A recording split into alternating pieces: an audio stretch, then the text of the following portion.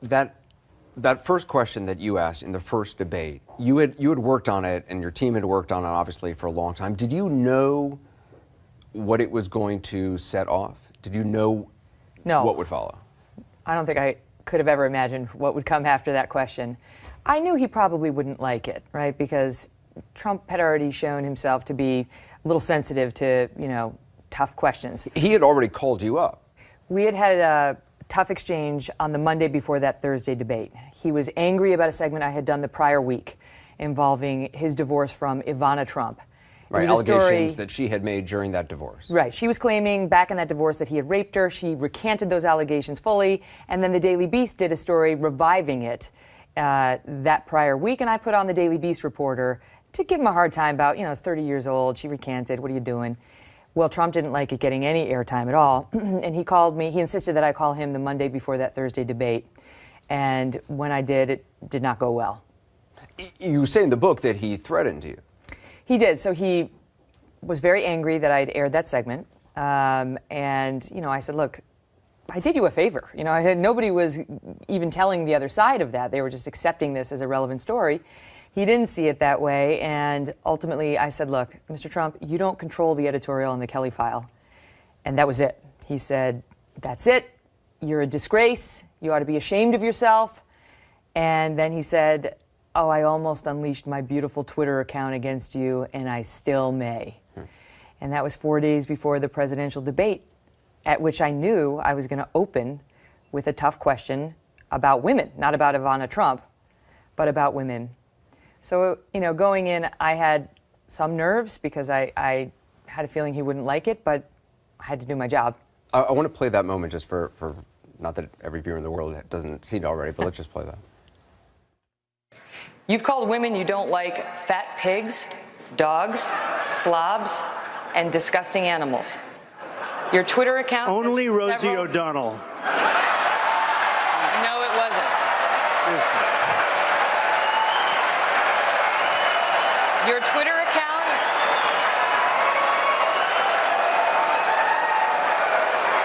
Thank you. For the record, it was well beyond Rosie O'Donnell. Yes, I'm sure.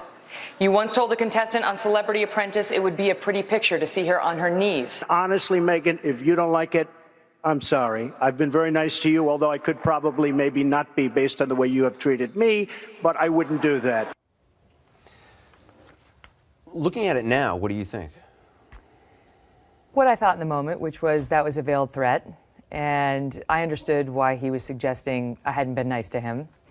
And, I figured at the time maybe he's going to come after me a bit on Twitter, and that'll be that. I mean, this is in part the nature of our jobs.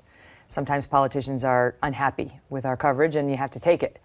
So that's what I thought was going to happen. He's beaten up on me pretty good in the days after that debate, and then it just started to take on a different tone, and it started to just have different words. And by the following night, he was on with Don Lemon and made those blood comments, and that just changed everything in the debate. I went to the beach to be with my husband and my kids later that night.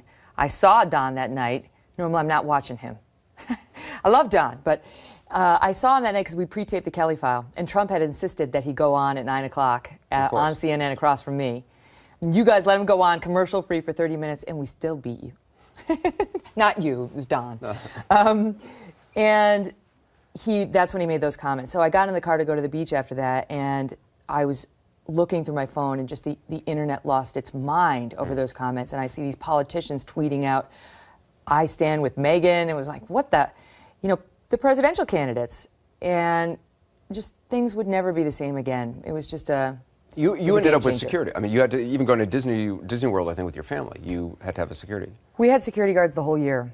I mean, the threat level just got so high that it was impossible not to take that seriously. And, it's not like I was walking around actively believing that somebody was going to necessarily try something, but it was high enough that we had to take it seriously. Well, you write about it in the book that a Fox executive actually said something to the Trump campaign about, it would not be good for you if Megyn Kelly is killed. So Michael Cohen, who is Trump's top lawyer and an executive vice president with the Trump Organization, had retweeted, "Let's gut her," about me. at a time when the threat level was very high, which he knew. And Bill Shine, an executive vice president at Fox, called him up to say, you got to stop this. Like, we understand you're angry, but this is, she's got 3 little kids, she's walking around New York, really. And he didn't much care. And what Bill Shine said to Michael Cohen was, let me put it to you in terms you can understand. If Megyn Kelly gets killed, it's not going to help your candidate. The fact that an executive at your company, though, I mean, that's an actual thought, that's out there, a real concern is incredibly telling. Well, listen, there's no question that some of the tactics engaged in by those supporting, Team Trump were questionable. Michael Cohen did that. Corey Lewandowski specifically threatened me if I showed up at the second debate hosted by Fox News, which our executive vice president said back to him, knock it off. You don't threaten our reporter. She will be there. And that was the one that Trump skipped.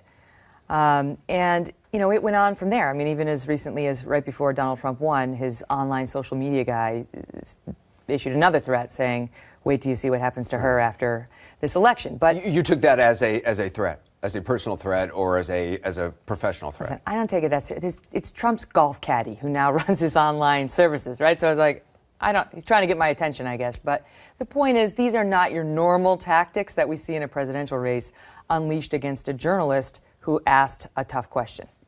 I don't think it would have made any difference, but some, in reading the book, have criticized you for not revealing all of that conversation you had with Trump before, where, he talked about unleashing his beautiful Twitter on you, kind of holding on to that until the book came out. Mm-hmm. Do you think it would have made any difference? No.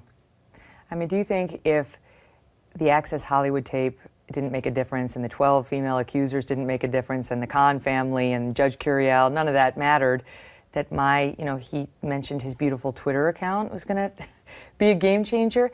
My approach in this was I wanted to be honest, so I had revealed that I had received some death threats and that I had a guard and, that the level was getting a little dangerous. But I didn't want to make it any more about me. Trump kept trying to make the story about me, and the story was about him and ultimately Hillary Clinton, but in the early days, him and the other Republicans. I write in the book, in Settle for More, that I felt like a human being who had been dropped into a shark tank, and there were passersby looking in, slightly horrified at what was going on. And all I wanted to do last year was get myself out of the shark tank. And it was not going to help to chum up the waters more with, and he did this, and he did this, and here's my reaction to that. I didn't want to be the story. Even when he was making the comments, the blood comments, the other things, we didn't even cover it on the Kelly file. Just didn't even want to touch it. Journalistically, it's a difficult position because on the one hand, these are facts which, might persuade a viewer or at least inform a viewer, or it's just part of the historical record. The flip side of it is journalistically, you don't want to be the story. You don't want to be. Exactly. And I think journalistically it wasn't a hard call for me because this isn't like someone came to me and said, I want to tell you something that happened between me and Donald Trump. This is me.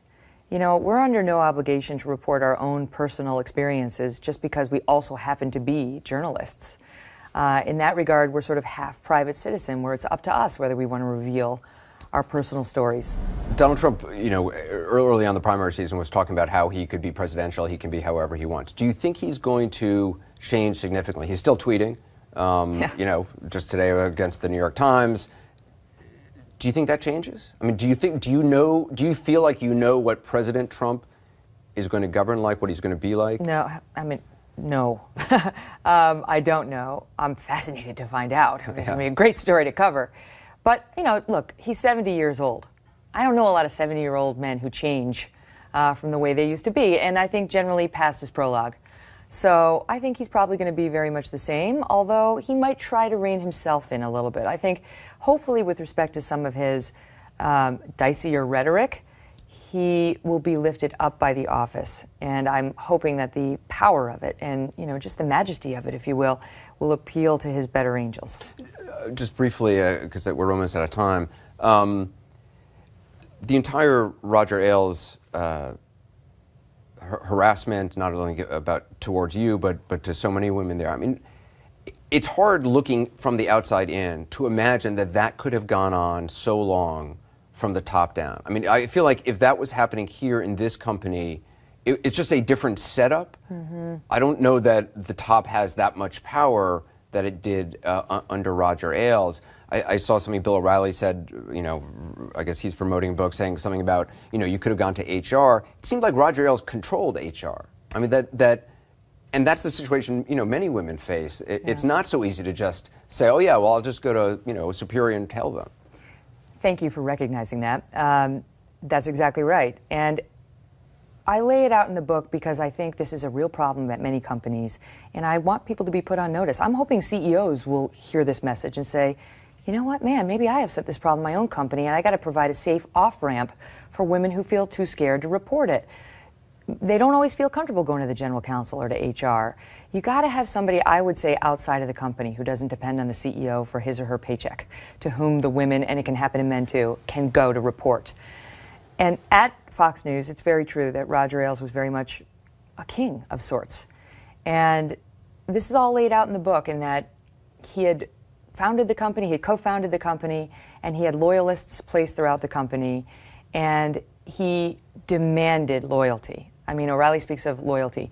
That is the culture that Roger demanded, that should be placed above all other things. And I would submit that that is part of what created the problem we had for some time there. And I am very happy that now that's been addressed, and the actual owners of the company, the Murdochs, have come in, and as soon as this was brought to their attention, they got rid of him and have created a new situation over there where they've made very clear they want people to be safe and to feel safe. And for what it's worth, they were the ones who said to me, you should include this chapter in your book. It's important. Just finally, you and I share something in common, which I lost my dad when I was 10. Your dad died when you were a sophomore in high school, and I hadn't realized that until I read the book. And there's a quote my mom always quotes, a writer named Mary Gordon, who said, a fatherless girl thinks all things possible and nothing is safe. My mom grew up without a father. You had a father for much of your childhood, but I'm wondering, that loss, did it shape the person you are now? Did it change the person you were? Well, I know you know the answer is yes, right? Because when you lose a parent at a young age, it just creates a void that can never be filled. I mean, you can go all over the world covering very dangerous wars, and it's still there. You can ascend to the top of the news business, and it's still there. And I'd love to say it's given me great perspective on the world and made me a better person. And I guess to some extent that's true. But I trade it all back to have one more day with him. I feel lucky that I had my dad till I was 15, and his imprint on me was made and is secure. I think about that now with my own kids, who are 7, 5, and 3. I worry about mortality, right, as you do if you have great loss at a young age. How old was your father when he died? He was 45. Wow. My age right now. That's, yeah, I see. My dad was 50. I've always thought I would die by 50. That's how I feel. Yeah. I'm 45 right now. I turn 46 on Friday, so I've got a few more days. I think you're going to be all right. But I've been looking forward to my 46th birthday. I mean, for that reason. But I think about mortality a lot. And the thing that I take away from it, Anderson, is that, no, really, you could die any day. And you can't waste 1 second of your time here. It's too short to be mired in controversy and acrimony and sadness. And I changed my life to settle for more and try to do better for myself. And that's a gut check moment I continue to do, and that I want others to do, to improve their own lives, because who knows? Well, also that, you'd had a kind of an argument with your dad, and that was really the last, you have this lasting image of him after the argument laying on the couch alone looking at the Christmas tree. And it was later that night that he died. That, to me, I had to stop reading for a while there. It was very hard to write, and it's the one chapter of the book that I can't really go back and read because it's upsetting. But yeah, we had an argument the night he died, and we almost never argued. He never had a harsh word for me, but I was being a bratty teenager who wanted a nice class ring. I wanted a nicer one than we could afford. And he told me we couldn't, and I kept complaining, and he turned and walked out of the kitchen. And it was the last exchange I ever had with my dad. And I stormed up to my room, and there he was sitting on the couch, staring at the Christmas tree. And I didn't say anything to him. I just went into my bedroom. And the next thing I knew, my sister burst in and said, "Wake up, Daddy had a heart attack." And he never revived. And, you know, within 3 hours, we were in the hospital next to his bedside, and he was gone. Megyn Kelly. Megyn, thanks very much. Thanks for having me, Anderson. I'm a fan. Thanks. Me too.